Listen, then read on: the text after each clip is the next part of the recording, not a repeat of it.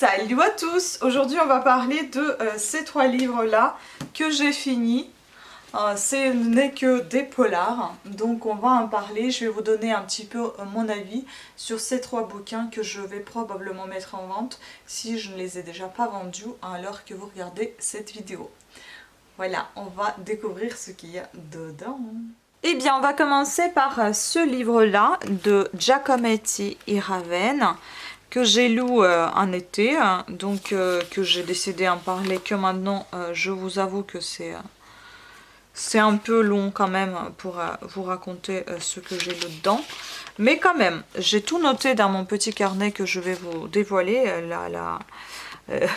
ma lecture, parce que honnêtement je me souviens plus trop. Peut-être au fur et à mesure de résumés que je vais vous conter, on va dire ça comme ça, je vais me souvenir de ce qu'il y avait dedans exactement. Donc c'est un livre thriller, je ne sais pas comment vous les appelez exactement, qui s'appelait Conspiration chez Pocket.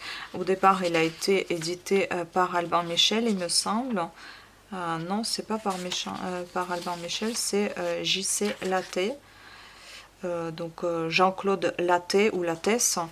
Le livre est assez agréable à manier, j'adore ce style de livre parce que les pages sont très agréables, assez lisses, ça sent trop bon, comme pas la papeterie en fait. Donc c'est un livre qui est édité qui est écrit par deux auteurs, donc Giacometti et Raven. Le livre se lit en deux temps, donc de nos jours et au XVIIIe siècle. Donc ce sont deux enquêtes faites par deux policiers. Et j'ai l'impression qu'il y en a un, peut-être Giacometti, qui écrivait plutôt de nos jours, l'enquête, et Raven qui plutôt écrit de XVIIIe siècle. Je ne sais pas, c'est mon petit point de vue, peut-être que je me trompe. Donc ici, on parle des crimes qui se passent à Paris et aux États-Unis. C'est assez sanglant concernant le début du livre. Donc on a la pluie de chair et du sang, comme c'est dit dans le livre. Même leurs noms, les noms des inspecteurs, se ressemblent un petit peu, enfin commencent à peu près par la même lettre, on va dire, ont une origine latine et commencent tous les deux donc par A. Antoine pour aujourd'hui, donc et Hannibal pour le XVIIIe siècle. Donc il y a beaucoup de latinisme dans ce livre. Il me rappelle pas mal le Code de Da Vinci, oui, de Dan Brown. Concernant le décryptage des phrases latines, leur signification, donc c'est là qu'on retrouve beaucoup de latinisme en fait. Le livre a effet miroir dans des siècles différents, ayant les situations quasi identiques, les temps de la Révolution française, également dans le XVIIIe siècle, les sans-culottes, dont les francs-maçons, on parle de ces gens-là, on parle de Danton, de Robespierre, enfin c'est vraiment très historique. Et on a aussi des phrases un petit peu rigolotes, comme la phrase à la page 236. Alors attendez, j'avais marqué ça en été. Est-ce que ça va continuer à me faire rire? Je ne sais pas. On va voir ça. Donc j'avais marqué la page 236. Le garçon de la brasserie déposa sous le nez de Marcasse, juste à côté du Mac, un carré blanchâtre qui ambitionnait de se faire passer pour un croque-monsieur. Le béchamel recuite ressemblait à du plâtre, le pain demi affichait une mollesse impériale, et la tranche de jambon paraissait aussi déprimée que le visage du serveur. Voilà, je pense que c'est assez drôle. Donc oui, cette phrase, elle m'a marqué particulièrement, vous voyez. Et puis en plus, vous avez les secrets historiques, les fouilles, les rituels avec les tortures décrits au détail, est très très difficile à lire avec une imagination débordante, et étant hypersensible comme je suis, pour moi c'était très compliqué, particulièrement compliqué. Et donc j'avais marqué également qu'à la page 531 il y avait aussi une phrase qui m'a touchée apparemment. En fait j'aimais beaucoup les descriptifs, comme par exemple un lourd rideau de pluie tombait sur l'horizon masquant la mer dont le roulis faisait tanguer le navire. C'est bien décrit quoi, c'est joli. Ou par exemple, paysans de l'Ouest qui fuyaient la guerre civile, nobles persécutés qui quittaient clandestinement le pays, bourgeois dont la nuque craignait la guillotine. Tous partaient, la mort dans l'âme et le désespoir au cœur. C'est ça. La pluie battante et le vent en tourbillon les inquiétaient autant que les rumeurs angoissantes sur les navires de guerre anglais qui canonnaient sans pitié les vaisseaux de la République. C'est bien écrit quand même, hein. Donc voilà, le livre où la politique est mêlée à l'histoire et la religion, hein, beaucoup, bah, comme dans la vraie vie. Donc le livre était assez intéressant, un peu austère, mais sans plus en fait. Je m'attendais à une autre fin, à un autre livre.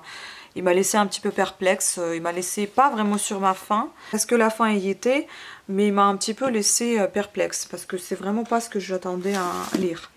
Et aussi ce que je voulais dire, c'était un livre de mon cahier, comme vous vous souvenez bien, c'est toujours mon challenge que j'ai toujours pas fini, parce qu'entre temps je lis d'autres livres aussi. Je ne lis pas que des livres du challenge, donc malheureusement ça va pas être comme je le pensais. Donc c'est un livre en fait qui était dans la couleur de Conspiration. Qu'est-ce que j'ai choisi comme couleur? Alors c'était en couleur violet. Donc Conspiration de Giacometti Raven. Et couleur violet ici il signifiait, le violet est une couleur un peu plus complexe, mais peut être associée au rêve et à la spiritualité. Lisez un livre qui se passe dans un rêve ou dans lequel on a du mal à faire la part entre rêve ou hallucination et réalité. Bah, c'est un peu ça, hein. Peut-être que je me suis un peu trompée sur le descriptif, mais bon, ça y ressemble un petit peu quand même. Donc voilà, plutôt satisfaite de ma lecture, plutôt perplexe, pas vraiment satisfaite, mais plutôt perplexe de ma lecture. Je m'y attendais à un petit peu autre chose et pas autant de détails sanglants et un peu dégueulasses. Mais bon, on va continuer avec d'autres livres. Vous allez voir d'autres résumés pour d'autres, ce que j'en pense. Alors voilà, j'ai terminé de lire également le livre de Vivica Sten, La Reine de la Baltique. C'était un livre assez sympathique à lire, j'ai envie de vous dire. Ça change un petit peu des polars scandinaves. Ça, c'est une autrice suédoise. Le livre, il se lisait assez facilement. La seule chose qui m'a un petit peu tracassée, c'est les sentiments des personnages, notamment de policiers qui faisaient l'enquête. Parce que c'est assez difficile de lire la mort de bébé, par exemple, qu'il avait perdu avec sa femme. Je ne vais pas vous raconter tout ce qu'il y a dans le livre, parce que sinon ça ne va pas vous intéresser. À part ça, à part les parties sentimentales, c'est assez fluide à lire. C'est assez sympathique au niveau de ce que vous découvrez vers la fin. Parce que vous n'y attendez pas du tout à ce que vous allez découvrir en fait. Donc ça se lit assez facilement. Vous découvrez petit à petit. Quelque part au milieu du livre, vous commencez un petit peu à stagner dans le sens où ça ne bouge pas trop cette enquête et commence à avoir pas mal de morts sur l'île où ils se trouvent, les personnages. Et puis vers la fin, ça va tellement vite et que ça se découvre assez rapidement et pas vraiment par le policier qui fait de l'enquête, mais plutôt par son ami qui est juriste, si j'ai tout bien compris. Sinon, vous pouvez me corriger gentiment sans aucun problème. Et franchement, ça se déroule assez bien. Bon, là, je pense que je commence à raconter un peu tout de ce livre, mais j'ai beaucoup aimé. Et puis, j'ai publié d'ailleurs ce livre sur Instagram, et puis l'autrice même m'a liké ma photo et il a commenté. Ça fait vraiment plaisir quand il y a des auteurs qui vous commentent et qui vous retrouvent sur Instagram, c'est vraiment plaisant. Donc on attend maintenant le prochain livre pour terminer cette vidéo avis des 3 polars.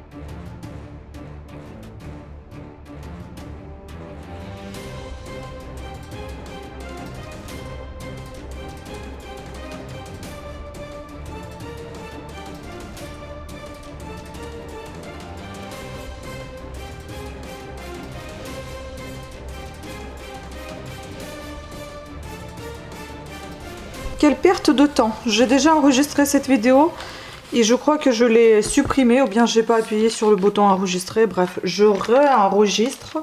à nouveau.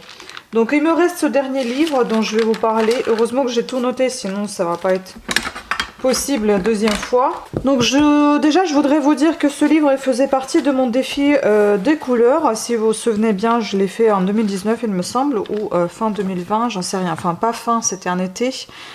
Je vous laisserai un lien en barre d'infos si vous souhaitez, ou pas en barre d'infos mais dans la vidéo directement. Ça faisait partie des couleurs bleues. Le livre je l'ai lu du 1er au 4 mars 2021. Donc ça a été assez rapide. Il faut dire aussi que je me suis un petit peu acharnée. Et le bleu ça signifiait mais aussi au froid, à la fraîcheur. Donc lisez le livre qui se passe en hiver. C'est tout à fait ça parce que c'est passé en hiver. On était complètement émergé sous l'eau on va dire. Hein, parce que ça se passe sur pas sur un navire mais sur un bateau. Donc je vais vous lire déjà la 4e de couverture. C'est un livre de Björn Larsson chez Folio Policier ou alors édition Delanoë. Le cercle celtique, donc traduit du suédois par Christine Hammarstrand, un roman présenté par Heinrich Steinfest. Un voilier vogue au large de l'Écosse, bravant les rigueurs de la mer du Nord en plein hiver. Ces deux passagers se dirigent vers des périls sans nom. Car plus effrayants que la nature déchaînée sont les dangers dont les hommes les menacent. Désolé pour le bruit de la machine à laver. Poursuivis sur les mers par des inconnus volés, espionnés, ils n'en sont pas moins déterminés à découvrir la clé de la malédiction qui pèse sur Macduff et Mary, amoureux en fuite, à percer surtout le secret du cercle celtique avec ses mystérieux rites meurtriers.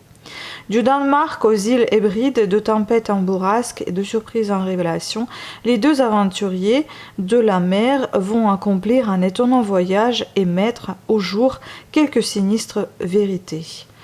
Donc c'est un livre qui a été écrit par Björn Larsson, né en 1953. Björn a reçu le prix Médicis étranger en 1999 pour Le Capitaine et les rêves.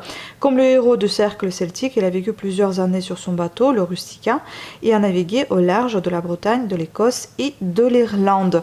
Le livre se lit assez facilement malgré son écriture assez dense. Il sent super bon, j'adore comment ça sent la typographie, le papier, etc. Donc, ce que j'ai noté pour ma part, je vais vous lire ce que j'ai fait tout simplement. J'ai noté que le livre commence par le descriptif intense du bateau Rustica.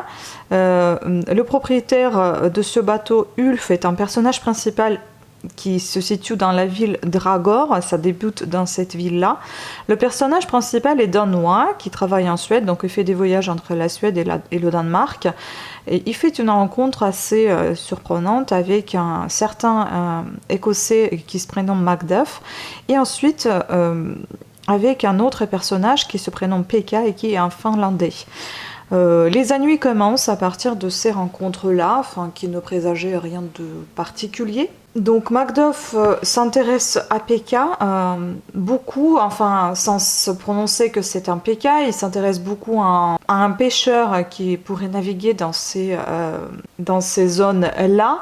Donc il dit comme quoi qu'il risque juste, il risque sa vie ainsi que la vie d'une autre personne qui est à son bord, qui est une femme qui se prénomme Marie et qui est écossaise, et donc il navigue pendant l'hiver.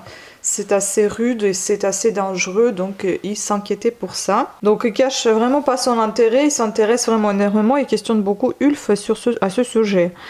Donc Ulf rencontre Pekka, il en parle avec Pekka justement qu'il a rencontré Macduff. Et Pekka, au moment où il y a la police qui débarque sur son catamaran, puisqu'il naviguait sans feu, et puisqu'il allait trop vite, et puisque bon déjà c'est le temps d'hiver, c'est assez dangereux, il y avait un simple contrôle, mais ce qu'on pourrait penser que il avait des ennuis avec la police, mais c'était pas du tout le cas. Donc il confie le journal de bord à Ulf, qui le lit et qui découvre des choses, et ce journal de bord est écrit dans le style de journal intime mais non pas seulement de journal de bord. Donc il y a des choses qui sont assez personnelles qui sont décrites dessus et qui aiguille Ulf sur certains dangers qu'il peut y avoir, et que à travers de ce journal de bord, qui est en quelque sorte journal intime, il appelle au secours donc pour à l'aide. Ensuite, Pekka il disparaît, et donc Ulf le cherche ensuite pour pouvoir l'aider et aider cette femme qui est à bord avec Pekka. Donc, dans ce journal, Pekka parle de cercles celtiques, des druides, des sacrifices rituels dans la préhistoire, une voie d'or, etc. De Loch Ness, le lac connu en Écosse. Le livre de bord de Pekka, donc plus en sorte de journal intime, comme je l'ai déjà dit. On parle de divinité, de l'histoire, des histoires dans le livre.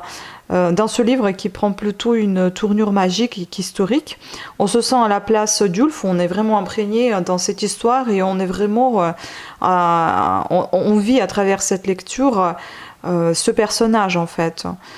Donc les 3 personnages principaux à ce moment-là, ce sont Pekka, Mari et Macduff, 4 même, et Ulf. Ensuite, il y en a un autre qui se rajoute, ils seront 5 principaux. À un moment donné, ils en seront que 4. Donc il y a Mari, Macduff, Pekka, Ulf, et puis Torben, qui est un ami de Ulf, qui va le rejoindre sur son bateau pour poursuivre avec Ulf, Pekka ou Macduff ou Mari. Enfin bon, ils se lancent un petit peu à leur poursuite. À travers de ce journal, ils se lancent un petit peu à résoudre des enquêtes à travers de ces mots écrits sur le papier. On rencontre également beaucoup de descriptions de paysages grâce auxquels on voyage beaucoup, surtout à travers de l'Écosse, lac Loch Ness, etc. À chaque fois, il y a des rebondissements. Tous les 3-4 chapitres, vous avez des rebondissements, même s'il y a beaucoup de descriptifs, vous pouvez vous en lasser, mais à chaque fois, quand il y a un rebondissement, vous vous rappelez qu'il y a, il y a une course-poursuite en quelque sorte, et il y a une enquête qui est en cours, malgré que ce ne soit pas des enquêteurs, ce n'est pas du tout la police, ce sont des gens lambda qui sont des pêcheurs, ou un autre qui n'est pas du tout pêcheur. Enfin, Torben, c'est juste son ami. Voilà, on découvre un petit peu qu'est-ce que c'est que ces personnages, comment sont-ils, et leur caractère, c'est assez intéressant, ils sont assez complices. Beaucoup d'histoires, maintien de traditions celtes et les druides, cela ne fait... ce livre m'a fait un peu penser au livre de Giacometti Raven, Conspiration, là où on parlait des francs-maçons. Oui, des francs-maçons, comme ici on parle des druides et des celtes en fait. Donc c'est à peu près le même style, sauf que l'autre c'était sur terre et là c'est dans la mer. Ce livre nous transporte sur le bateau de Rustica, donc c'est le bateau de Ulf, comme je l'ai déjà dit. On vit les tempêtes avec les héros, mais vraiment on les vit à fond. C'est tellement bien décrit qu'on se sentirait presque à bord de ce bateau, et on se sentirait presque nauséabond, comme Torben il l'a été, malade en mer. C'était tellement bien décrit qu'on se sentirait presque être aussi dans la mer en fait, sur ce bateau. Donc il y a aussi un peu d'humour dans ce livre qui le rend encore plus léger et sympa à lire. On arrive à la fin et là il y a un peu de magie. Par moments c'est un peu long, mais on a hâte de savoir qu'est-ce qui va se passer à la fin, quelle sera la conclusion de ce livre, de cette histoire. Par moments on a envie de sortir de ce bouquin parce que des fois il y en a un peu trop de tempêtes, un peu trop de temps sévère, on a envie de se réchauffer, donc on est vraiment en plein hiver.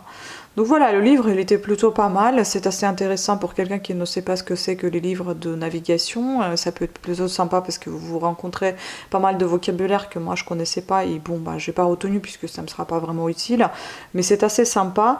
Et ce qui est un peu dérangeant pour moi et perturbateur, c'est que ce n'était pas du tout comme un thriller habituel, qu'on découvre tout de suite quelqu'un qui est mort, et puis ensuite on fait l'enquête. Là c'est tout l'inverse. Et des fois vous ne savez pas si c'est vraiment un thriller ou bien c'est un livre d'aventure, quelque chose comme ça. Donc voilà, bon, c'était assez sympa, c'est pas du tout habituel, ça c'est sûr, il faut pas vous attendre à quelque chose de commun, un thriller. Mais vous êtes bien plongé quand même dans cette... mais c'est bien le cas de le dire, vous êtes bien plongé dans cette eau écossaise et vous êtes vraiment bien dedans. Donc voilà, c'était mon avis sur cette lecture. Voilà, sur ce, je vous remercie pour cette vidéo, j'espère qu'elle vous a plu. Je vous dis à des prochaines lectures, des prochaines vidéos aussi, peu importe que ce soit la lecture ou autre. Et je vous fais plein de bisous et à très bientôt, ciao!